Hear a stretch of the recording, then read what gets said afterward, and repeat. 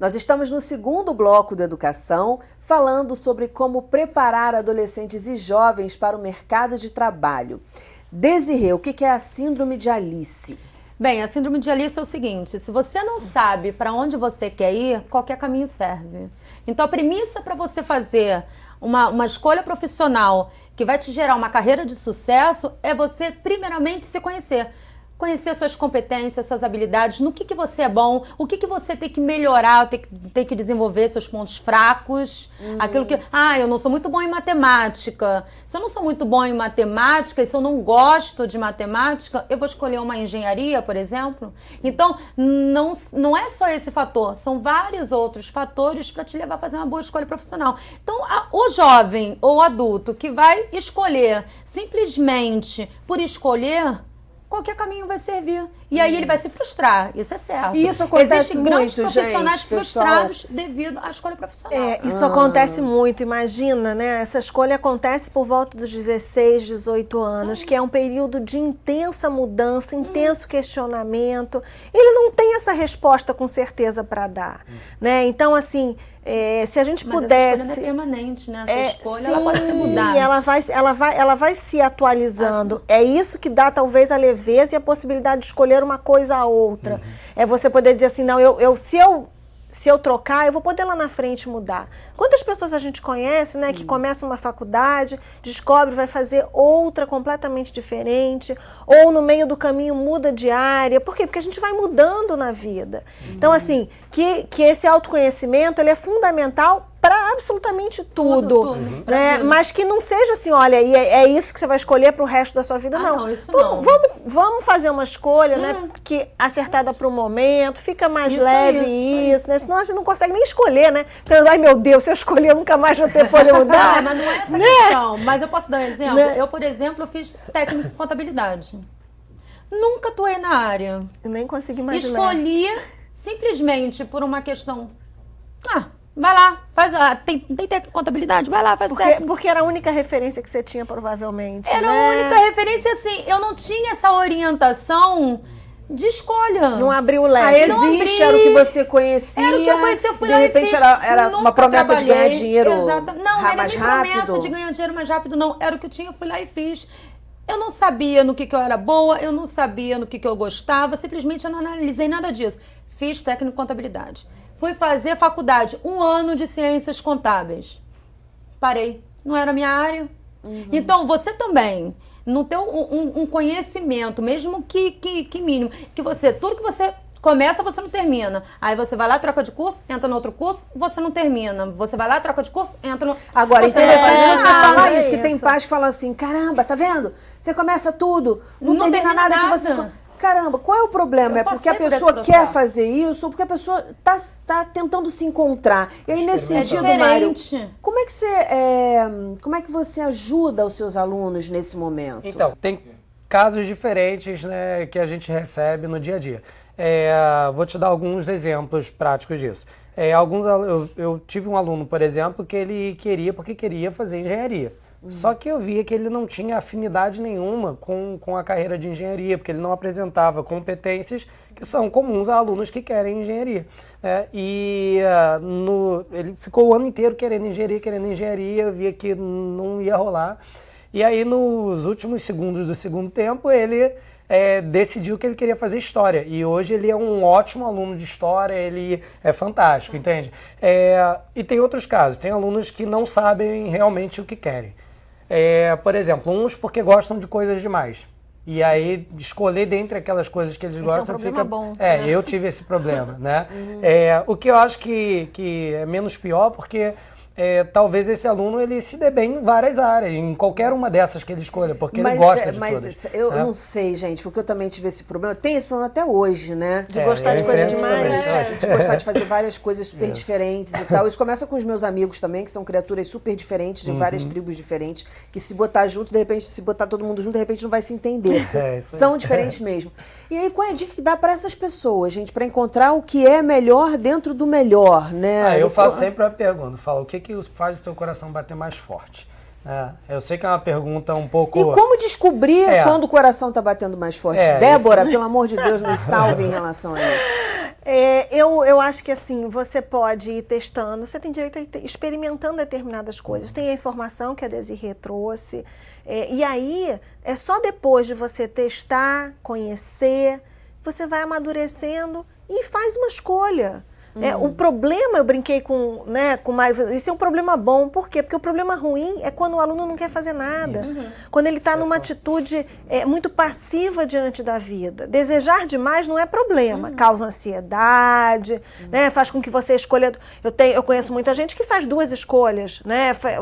Acabou de acontecer isso. Estava fazendo Direito e Cinema, em 2 faculdades fantásticas. Mas distintas, e teoricamente você fala assim, são perfis distintos, é a mesma pessoa que foi brilhante quase toda a faculdade nas 2 áreas, teve que escolher, por quê? Porque chegou um determinado momento onde a dedicação não era mais possível em ambas, era uma na UERJ, outra na UF. Então, assim, teve que escolher, mas provavelmente teria sido bem sucedida numa área e outra. Então, não tem fórmula pronta, né? Tem muito que o Mário falou também. Vamos pegar esse caso, vamos ir limpando o terreno. O que você se vê fazendo? Você gostaria de trabalhar com pessoas? Porque a engenharia é diferente de história. Né? Agora, uma coisa importante, eu vou puxar um pouquinho, ter que cortar um pouquinho vocês nesse bloco, tem muita coisa pra gente falar que é importante. Já que a gente está nesse assunto, Mário, você já falou mais ou menos alguma coisa sobre isso em algum outro programa que a gente gravou, que não é a primeira vez que eu estou tendo o prazer de te receber. O que dizer para esses pais quando o aluno escolhe uma profissão que a princípio não parece ser bem remunerada? Os pais têm essa preocupação? Tem.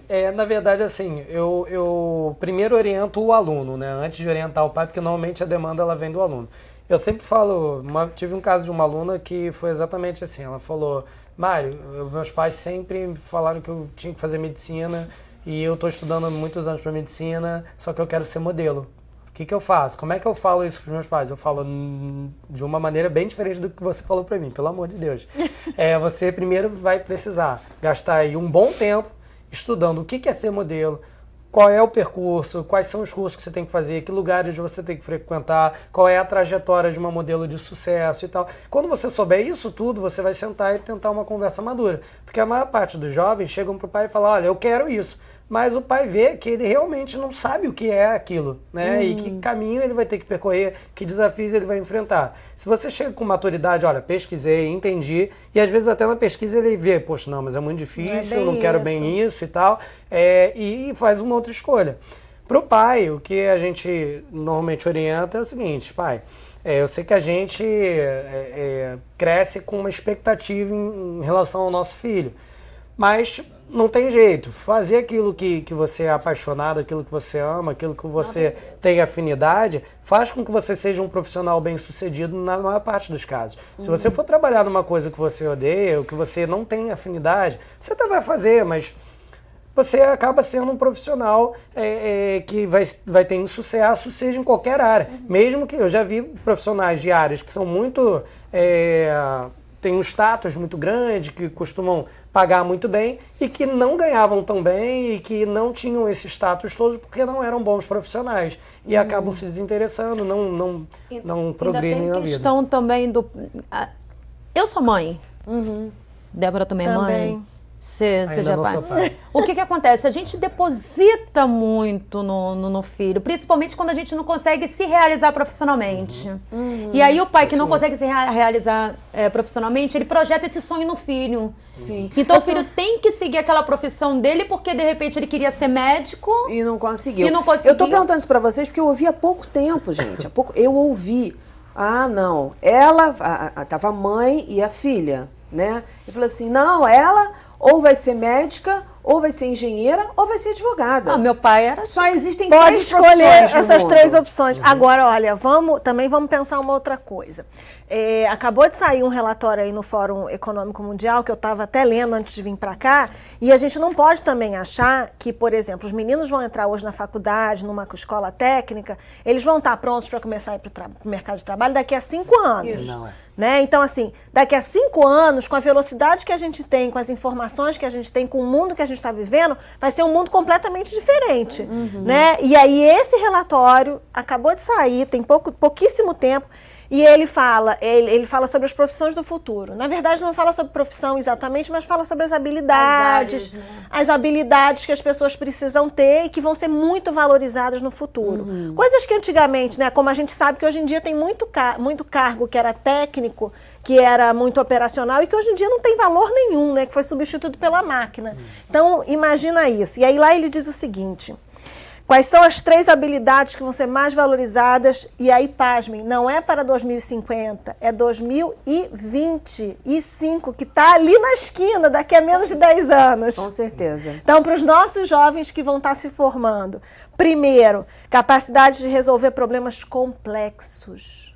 Primeira habilidade. Segunda habilidade mais valorizada, problematização, a capacidade de análise crítica daquelas informações. Quer dizer, cada vez mais a capacidade de enxergar aquilo e problematizar, antecipar problema e fazer um destrinchamento, porque informação cai na cabeça da gente. Solução de crise. E informação a gente tem aberto. O problema é a gente destrinchar aquilo e absorver. E, por incrível que pareça, a terceira maior habilidade, criatividade. Hoje a criatividade ocupa o 10º lugar. E daqui a 5 anos que notícia vai boa, ser o terceiro. Que Então, notícia assim, boa. Pode mudar tudo daqui a 5 anos. Eu ainda acrescentaria mais 2. Adaptabilidade e colaborativismo. Gente, olha só, a gente está no finalzinho do programa com alguns segundos para o final do programa. Posso Desirê dar uma pode dica? falar? Só uma dica. Fala. daquela Não, questão. total. Uma pergunta para você fazer na hora que tiver em dúvida na escolha profissional. Ele falou da questão do coração, sentir o coração. Então, junto a isso, se faz a seguinte pergunta: o que eu faria para o resto da minha vida se eu não precisasse de dinheiro para isso? O que eu faria? Se eu não precisasse de dinheiro, se fosse rica, tivesse qualquer coisa, se eu não precisasse de dinheiro, o que eu faria para o resto da minha vida? É uma pergunta que, assim, eu particularmente acho que abre caminhos na... Pelo menos para aquele momento você saber o que vai fazer. Para aquele momento, entendeu? Entendo. Dicasinhas, gente, rapidinhas, 10 segundos de dicas para a hora da entrevista, ou para o estágio, ou para o emprego. Como é que a gente deve se preparar para isso, para esse momento? Coisas assim que você não pode fazer ou que você deve fazer, rapidinho. Estude, leia sobre aquilo, se informe. Conheça sobre a empresa. Não chega assim achando que qualquer coisa serve. Porque o jovem tem essa mania, né, também, de achar que vai dar conta de tudo, e aí chega lá e fui pego de... Então, assim, estuda, lê, entra no site, se informa, conversa com um amigo, né? Não chega achando que vai abafar, porque... Uma questão muito importante que é identificar os seus valores junto aos valores da empresa. Então, por isso que é importante, acima de tudo, pesquisar a empresa, a cultura da empresa. Um exemplo, uma pessoa, vou colocar aqui, uma pessoa que, por exemplo, segue a religião adventista. Todo mundo sabe que sexta-feira, sábado, a pessoa não pode trabalhar, porque tem uma questão religiosa ali, então tem valor para ela muito forte. Se ela não pesquisa a empresa, se ela de repente vai numa entrevista, ela passa no processo seletivo e precisa trabalhar aos sábados, olha o conflito. Então você precisa identificar o que é mais importante para você, seus valores, e enxergar isso na empresa no qual você tá participando do processo seletivo, porque senão você vai conflitar. Ok. Gente, muitíssimo obrigada pelas dicas. Voltem muitas vezes, tragam muitas novidades e muitas coisas boas para a gente discutir aqui. O nosso programa fica por aqui. Se você quiser ver novamente, basta acessar o site www.alerj.rj.gov.br. Educação, se você não se envolver, não rola. Na segunda que vem, nós temos encontro marcado às 9 horas da noite. Eu te espero. Até lá.